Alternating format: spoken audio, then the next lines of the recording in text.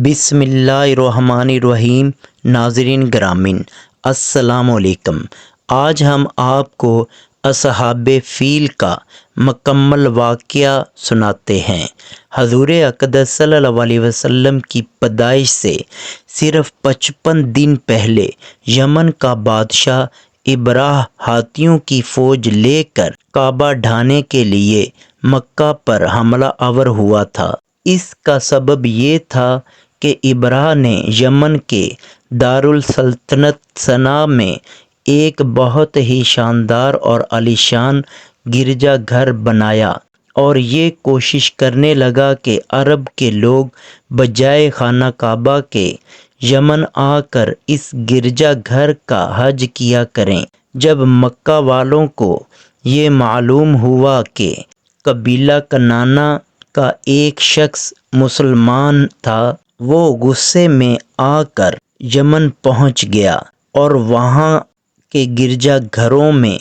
جا کر پخانہ کر کے اس کو نجاست سے لت پت کر دیا۔ جب ابراہ نے یہ واقعہ سنا تو وہ طیش میں آپے سے باہر ہو گیا اور خانہ کعبہ کو ڈھانے کے لیے ہاتھیوں کی فوج لے کر مکہ پر حملہ کر دیا، اور اس کی فوج کے اگلے دستہ نے مکہ والوں کے تمام اونٹوں اور دوسرے مویشیوں کو چھین لیا۔ اس میں 200 یا 400 اونٹ حضور اقدس صلی اللہ علیہ وسلم کے دادا عبد المطلب کے بھی تھے۔ حضرت عبد المطلب کو اس واقعے سے بڑا رنج پہنچا، چنانچہ آپ اس معاملے میں گفتگو کرنے کے لیے اس کے لشکر میں تشریف لے گئے۔ یہ ابراہ کو معلوم ہوا کہ قریش کا سردار اس سے ملاقات کرنے کے لیے آیا ہے، تو اس نے آپ کو اپنے خیمے میں بلا لیا، اور جب حضرت عبد المطلب کو دیکھا کہ ایک بلند قامت، رعبدار اور نہایت ہی حسین و جمیل آدمی ہیں جن کی پیشانی پر نور نبوت کا جلوہ چمک رہا ہے، تو صورت دیکھتے ہی ابراہ مرغوب ہو گیا اور بے اختیار تخت شاہی سے اتر کر آپ کی تعظیم تکریم کے لیے کھڑا ہو گیا اور اپنے برابر بٹھا کر دریافت کیا کہ کہیے سردار قریش، یہاں آپ کی تشریف آوری کا کیا مقصد ہے؟ حضرت عبد المطلب نے جواب دیا کہ ہمارے اونٹ اور بکریاں وغیرہ جو آپ کے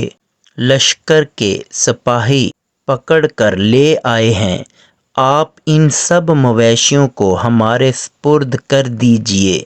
یہ سن کر ابراہ نے کہا کہ اے سردار قریش، میں تو یہ سمجھتا تھا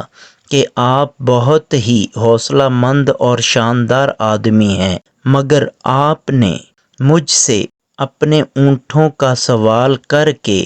میری نظروں میں اپنا وقار کم کر دیا۔ اونٹ اور بکری کی حقیقت ہی کیا ہے؟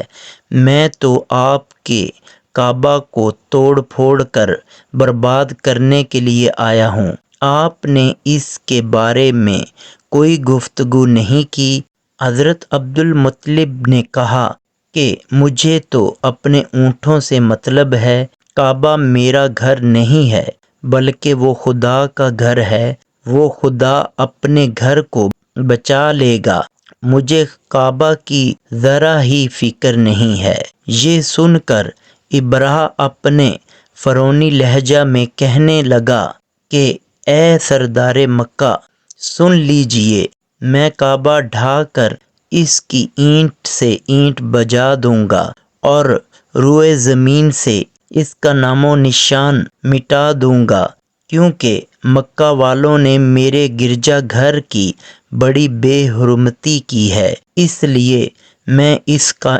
انتقام لینے کے لیے کعبہ کو مسمار کر دینا ضروری سمجھتا ہوں۔ حضرت عبد المطلب نے فرمایا کہ پھر آپ جانیں اور خدا جانے، میں آپ سے سفارش کرنے والا کون؟ اس گفتگو کے بعد ابراہ نے تمام جانوروں کو واپس کر دینے کا حکم دے دیا اور حضرت عبد المطلب تمام اونٹ اور بکریوں کو ساتھ لے کر اپنے گھر چلے آئے اور مکہ والوں سے فرمایا کہ تم لوگ اپنے اپنے مال مویشیوں کو لے کر مکہ سے باہر نکل جاؤ اور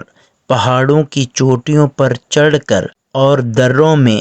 چھپ کر پناہ لے لو۔ مکہ والوں سے یہ کہہ کر پھر خود اپنے خاندان کے چند آدمیوں کو ساتھ لے کر خانہ کعبہ میں گئے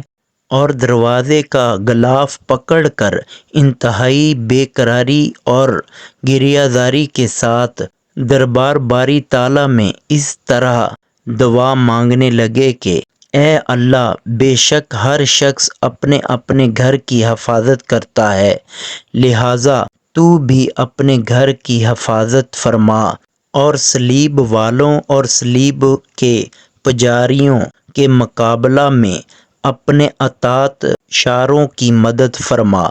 حضرت عبد المطلب نے یہ دعا مانگی اور اپنے خاندان والوں کو ساتھ لے کر پہاڑی کی چوٹی پر چڑھ گئے اور خدا کی قدرت کا جلوہ دیکھنے لگے۔ ابراہ جب صبح کو خانہ کعبہ ڈھانے کے لیے اپنے لشکر جرار اور ہاتھیوں کی قطار کے ساتھ آگے بڑھا اور مقام مغمس میں پہنچا تو خود اس کا ہاتھی، جس کا نام محمود تھا، ایک دم بیٹھ گیا۔ ابراہ کے جنگجوؤں نے ہاتھی کو بہت مارا اور بار بار للکارا مگر ہاتھی نہیں اٹھا۔ اسی حال میں قہر الہی ابابیلوں کی شکل میں نمودار ہوا اور ننھے ننھے پرندے جھنڈ کے جھنڈ، جن کی چونچ اور پنجوں میں تین تین کنکریاں تھیں، سمندر کی جانب سے حرم کعبہ کی طرف آنے لگے۔ ابابیلوں کے ان دل بادل لشکروں نے ابراہ کی فوج پر اس زور شور سے سنگِ باری شروع کر دی کہ آن کی آن میں ابراہ کے لشکر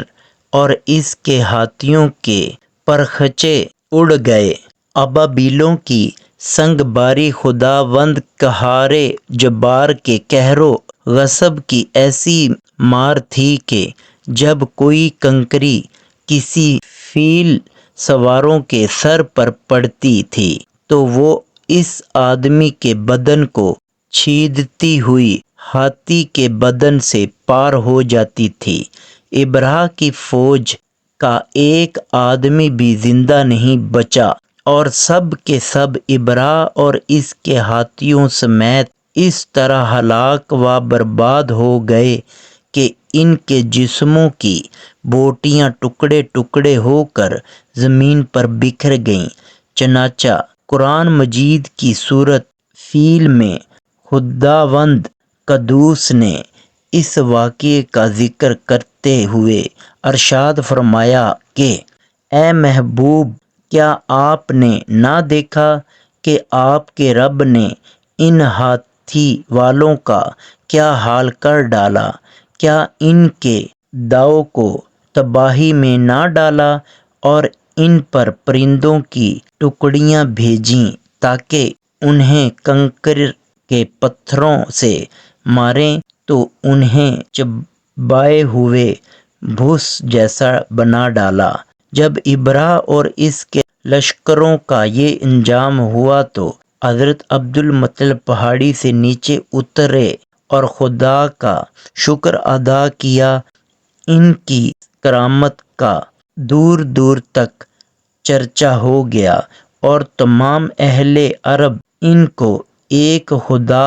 رسیدہ بزرگ کی حیثیت سے قابل احترام سمجھنے لگے۔